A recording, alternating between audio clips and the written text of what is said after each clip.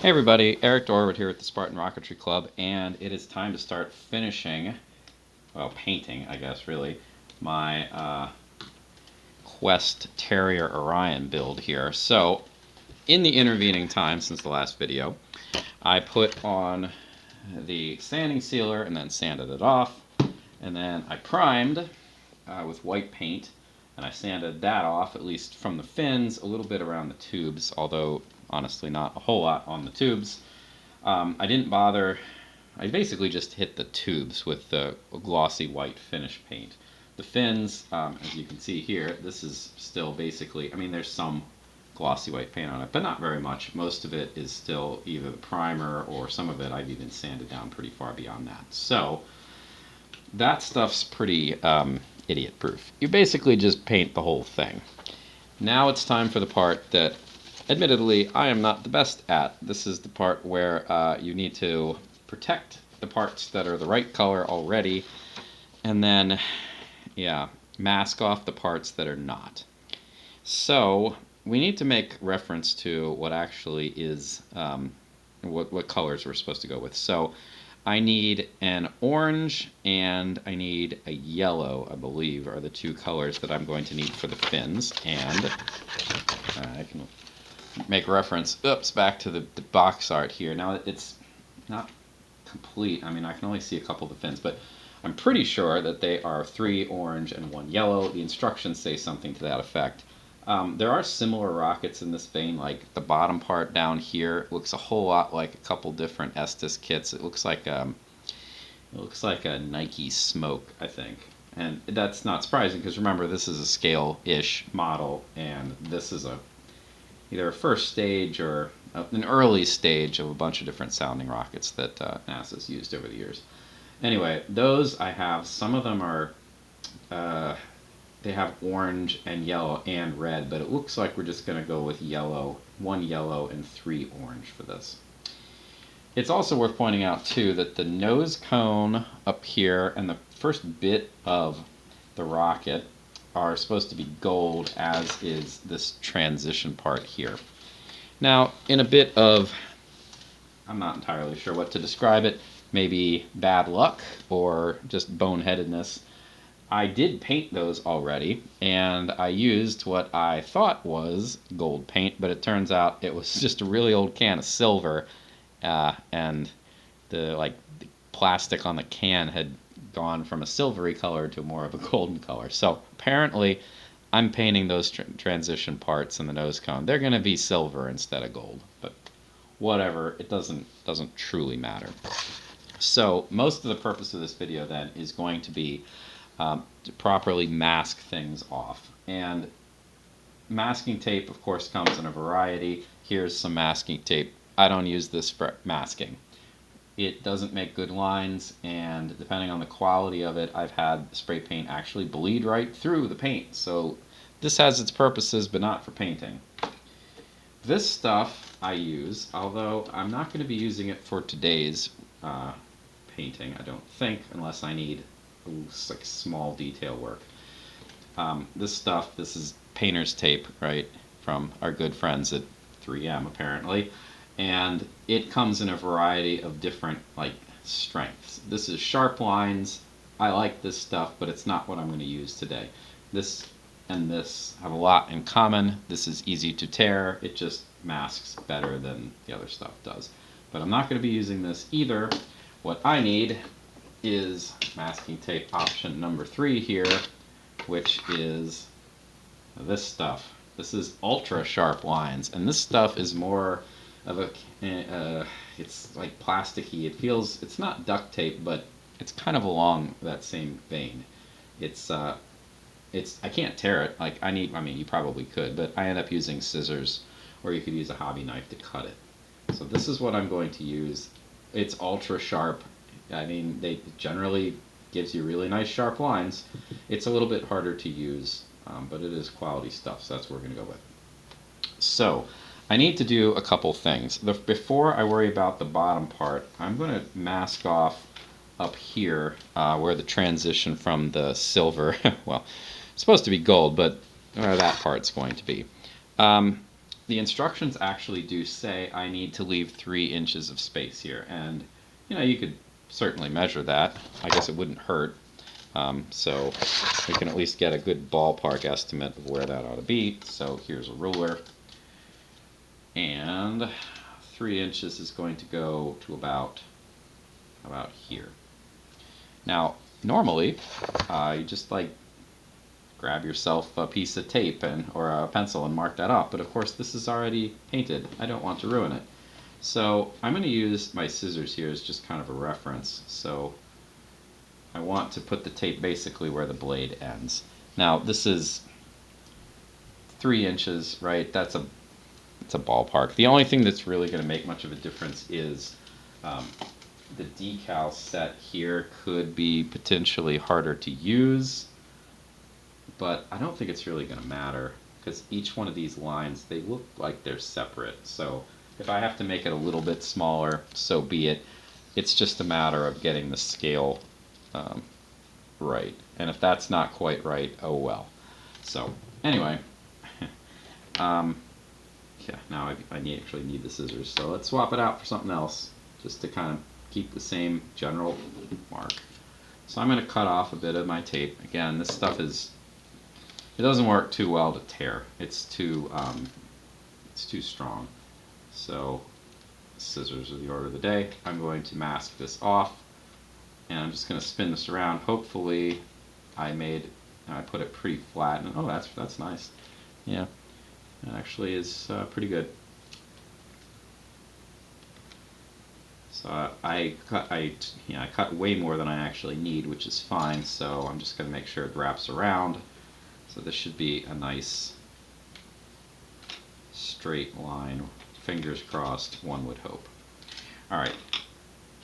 So this is going to be exposed. I'm going to paint it silver. This part is going to end up getting covered with some kind of paper.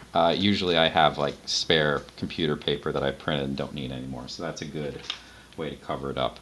I don't tend to use newsprint because newsprint is thin and I've had it bleed through or the paint react with the ink in the newspaper, and they're better choices. So use some old computer paper. That's my recommendation. All right, next I'm going to cut a little bit less tape this time, but I'm still going to go around the body tube. This time I'm going to go right in front of the fins. This actually tends to be a little bit easier because that first bit there I was kind of eyeballing to try to get it perpendicular. This, at least the fins, you can use as a reference. So I'm just going to spin it around, and I want it to be right in front of the fins, which I don't quite have. I have to carefully peel this back and try it again. Yeah, there we go. It is also possible that I didn't have the fins precisely lined up when I glued them, and if that's the case, then I'm never going to get exactly a line that's going to be perfectly straight. But that doesn't truly matter all that much because I'm going to put another piece of tape in between here, and that'll take care of business. Alright, so I do need, as mentioned, to put some more tape in. This time, I mean, this is way too wide, obviously. It's wider than the gap that I am trying to cover. So what I'm going to do here is I'm going to line it up with one side, put it down. I'm not going to try to attach it fully yet.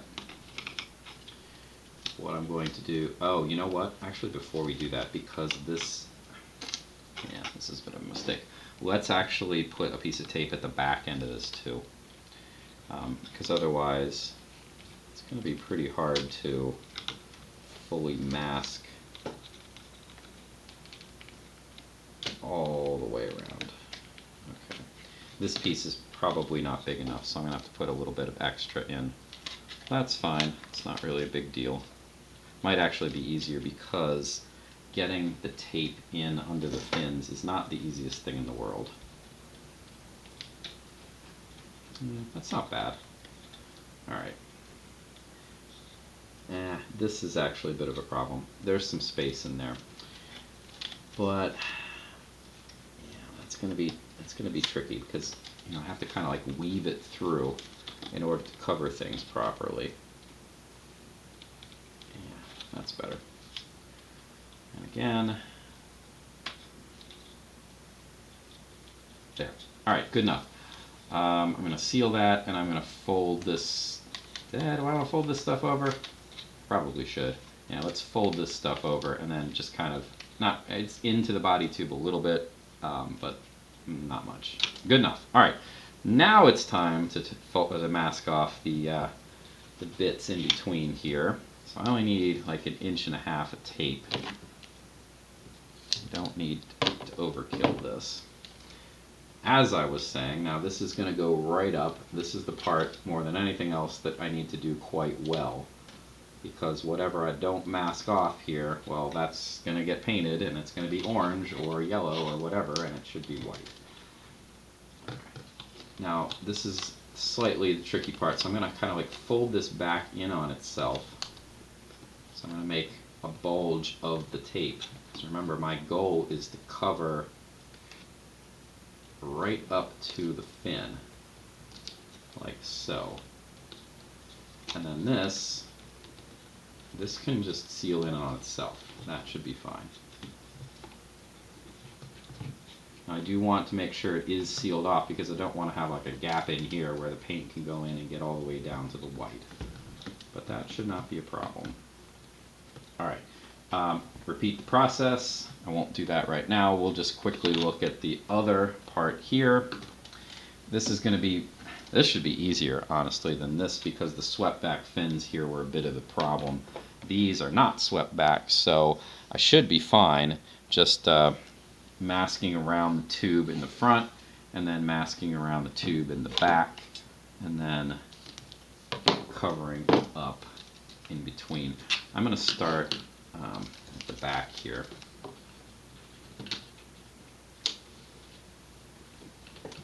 I'm going to try to start in the back here. There we go. And just spin around. Okay. Remember, this doesn't really need to be perfect here because this is the bottom. There's going to be extra stuff on top. I'm just going to kind of crimp this down a little bit. Normally when I paint these, I put a dowel up the motor mount to use as, so I don't have to stick my hand in it, but I will be able to hold this like so when I'm painting, so that should not be a particularly big concern, and I'll just leave it like this to dry. Alright, again, I need to go around, but this time there's potential for the launch lug being in the way, but it looks like this is just, it'll be wide enough, it should be plenty wide enough to get the tape around without any issue. The launch lug does tend to make it a little bit difficult to, oops, there we go. Now the little lock that's partially stuck, that's annoying. The launch lug does make it potentially difficult to get a good, get the tape down flat sometimes. That shouldn't be a problem here.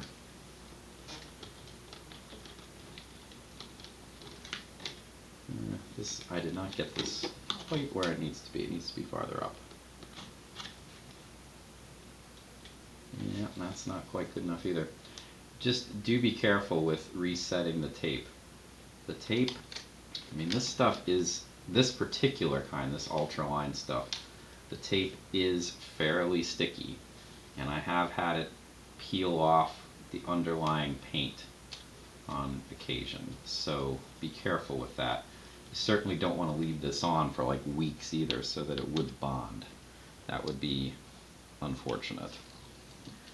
Alright, this time, it's probably more tape than I need again, but whatever. This might actually be a little bit more difficult because the amount of space in here is less, so the bulge that I'm going to fold it over is going to be less as well, which could make this potentially difficult, but that seemed alright.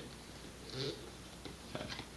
I'm not going to bother repeating this over and over again. You don't need to watch me do the exact same thing a bunch of times. But do make sure that you're, before you paint, and right now is a good time as well, just to press down on those seals, the place where you absolutely don't want the paint bleeding through. Smooth it out, make sure that it is covered. Down here, up here, not as big of a deal. If this were exposed right here, I would want to press it down, but I'm going to put another piece of tape over it, so it shouldn't matter. Alright, so the only other thing that I need to say about this is, because they're going to be, I'm going to have to paint this in 2 separate swaths, because one of them's a different color. I'm probably going to paint the, I guess I don't know, I'll paint the darker one first maybe, and then mask it off. I don't think it truly matters. Ideally you usually go from light to darker, but I don't think that'll be as much of a deal here. I probably will end up doing the yellow first.